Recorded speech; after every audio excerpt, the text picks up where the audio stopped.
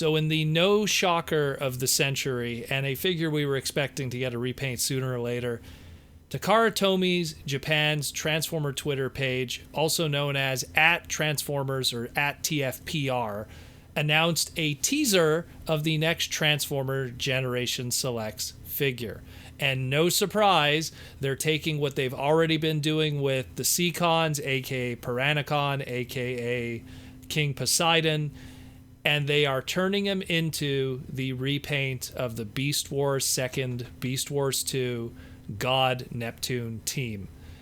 And this raises a lot of questions, though. I mean, it's no surprise that this is going to be happening, but now that this is happening, now I have some questions. Number one, will Nautilator, aka Lobclaw, be part of the set? The reason why I bring this up is because in the original run of Beast Wars 2nd, Nautilator, aka Lobclaw and Master Force, was left out of the set. And the reasoning for that, some people have debated it throughout the years, ever since back in 1998 when this first came out, this figure. Some people speculated because the original USA box set, like, you know how you had like those Scramble City box sets as opposed to buying them individually back in G1, the original box set of Piranacon, aka the Seacons, in America was only 5 members instead of 6, and also left out Nautilator. So it's possible that when they went about doing it with this character, they looked at that old G1 America box set and figured they might just go about it that way. One less figure, one less thing to worry about. It ruins the synergy because then you have to have the extra accessories to do kind of the gun modes, which we're going to get into afterwards too. Oddly enough, though, the Master Force release of the Seacons actually did have a 6-figure box set, just the American one. So I think that's why it's always been hotly debated throughout these years why that happened with Beast Wars 2nd, with God Neptune, and we never really got an answer. But this leads to my second question now.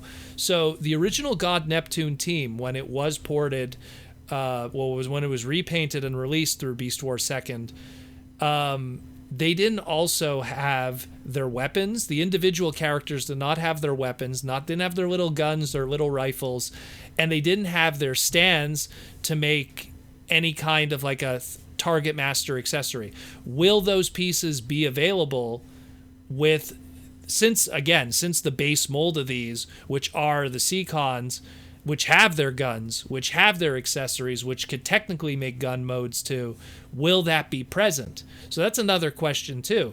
One could speculate that because this is going to be a Generation Selects and maybe it'll be a lesser release, maybe they'll leave out the figure, they'll leave out Lobclaw, aka Nautilator, they'll leave out the weapons to make it also a little cheaper too, and make it a more budget release, and oddly enough, making it more true to the actual version that existed back in 1998.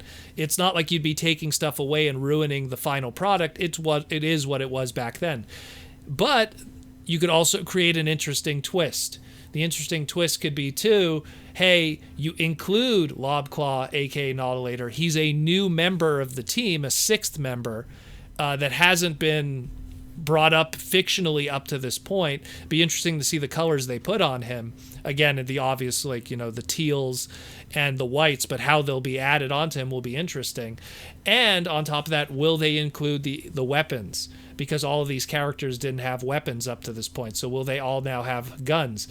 Will Sakamoto write a manga about this and mention all that kind of stuff? All kinds of questions to ask. All I know in the end, for me, I'm going to definitely pick it up. I love Beast Wars 2nd.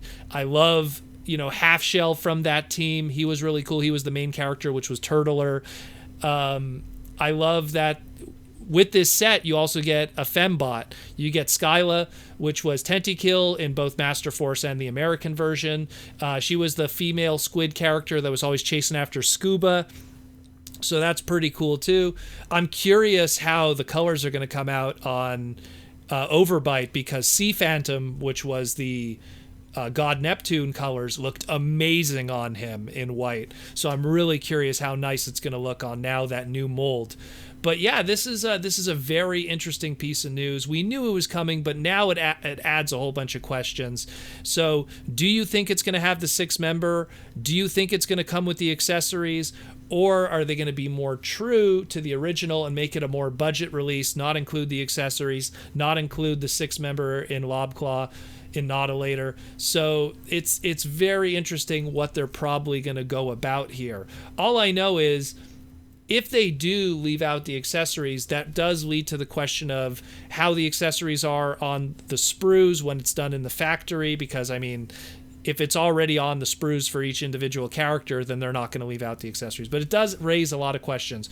What do you think? Are you excited about this? I know I am. Hey, we're going to get a new Fembot. We're going to get technically a new Beast Wars toy in an indirect kind of way, even though it's just kind of a repaint, remold.